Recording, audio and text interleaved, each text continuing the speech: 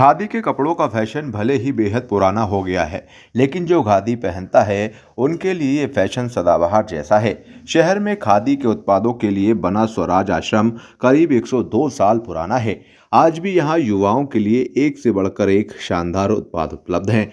बताया जाता है कि देश में जब महात्मा गांधी का दौर था और असहयोग आंदोलन की शुरुआत हुई थी, उस समय कानपुर के सर्वोदय नगर में स्वराज आश्रम को बनाया गया था और तब से यहाँ खादी के उत्पाद मिलते हैं। इस स्वराज आश्रम के सचिव प्रेम सिंह ने बताया कि वर्षों पहले देश के पूर्व प्रधानमंत्री लाल बहादुर शास्त्री यहाँ पर दरी पर बैठकर मंथन करते थे। अब यहाँ national institute of fashion technology के विशेषज्ञ युवाओं के लिए विशेष तरह की डिज़ाइन तैयार करते हैं। सालाना यहाँ 20 करोड़ रुपए का कारोबार होता है और देश के हर शहर से लोग यहाँ खरीदारी करने आते हैं। इस आश्रम में पुरुषों के लिए जहाँ 350 रुपए में शर्ट मिल जाती है, वहीं अधिकतम 1500 रुपए से लेकर 2000 रुपए तक कई उत्पाद और हैं। महिलाओं व लड़कियों के लिए डिजाइनर कुर्तियाँ, टॉप, प्लाजो, जीन्स समेत कई अन्य वैरायटी के कपड़े मिलते हैं। सचिव प्रेम सिंह का कहना है कि खादी के जो कपड़े होते हैं वो मौसम के विपरीत होते हैं, यानी अगर आप गर्मी में पहन रहे हैं तो खादी के कपड़े गर्मी से निजात देंगे, अगर आप सर्दी में पहन रहे हैं तो यह शरीर को गर्म रखते हैं। देखिए, खादी की परिभाषा ये है, खादी की परिभाषा जो हाथ के सूत हाथ के द्वारा काता जाए और उस सूत को हाथ के करघे के द्वारा ही बुना जाए, उसी को खादी कहते हैं। खादी की परिभाषा यही है कि जिसमें कहीं मशीन का प्रयोग, कपड़ा बनाने में मशीन का प्रयोग ना किया जाए, उसी को खादी कहते हैं। अगर बात करी जाए तो विदेशों में किस तरीके की डिमांड बढ़ी है खादी को लेकर के, या अपने देश की बात करी जाए तो किस तरीके से कैसे प्रिंट आ रहे हैं, कुछ बदलाव हुआ है अभी?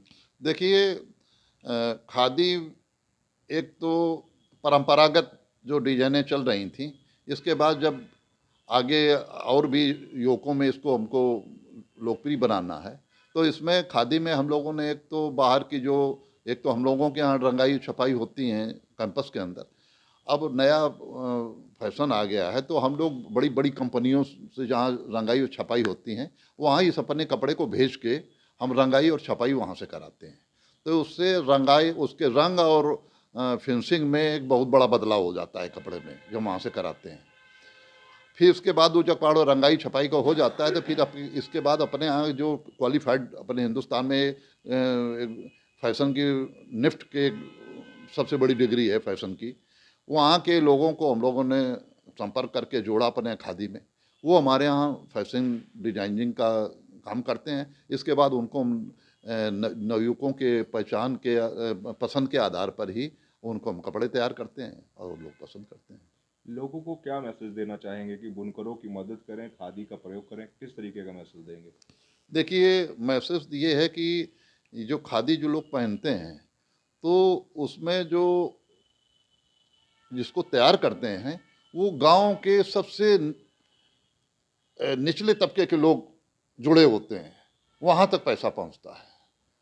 और उनको जो लोग चरखा गांव में, जहाँ ऐसी अधिकतर चरखे ये ऐसी ही जगह चलते हैं जहाँ ये सरकार की कोई योजना नहीं पहुँच पाती है गांव में रोजगार की, ऐसी जगह ही ये खादी का काम होता है। गांव की महिलाएं हैं, वो अपने गांव घर का काम निपटाने के बाद उन्होंने चरखा चलाया, सूत काटने के बाद उसको जब तैयार हो गया तो जाके उन्होंने संस्थाओं में बेचा, और वो जब संस्थाओं में बेचती हैं तो उन्हीं के खाते में सीधे पैसा जाता है। अब वो सूत को फिर हम लोग बुनकर को देते हैं, बुनकर बुन के लाता है, तो फिर हम लोग उन्हें खाते में पैसा ट्रांसफ़र कर देते हैं। तो वो सब स्वरोजगार योजना जो है, एक तरह से वो अपना गांव रोजगार देती है खादी। तो उससे बहुत निम्न स्तर के लोगों को, जरूरतमंद लोगों तक पैसा पहुंचता है खादी के में। जो लोग खरीदते हैं उससे बहुत निम्न स्तर तक के लोगों को मदद मिलती है। हमारे न्यू कॉन्सेप्ट पॉकेट मनी के साथ और कमाएं अपनी पॉकेट मनी। जल्दी उठाएं अपना मोबाइल और अपना CV हमें मेल करें info@democraticnews@gmail.com पर। डेमोक्रेटिक आई न्यूज़ चैनल को लाइक करें, शेयर करें, सब्सक्राइब करें और बेल आइकन दबाएं।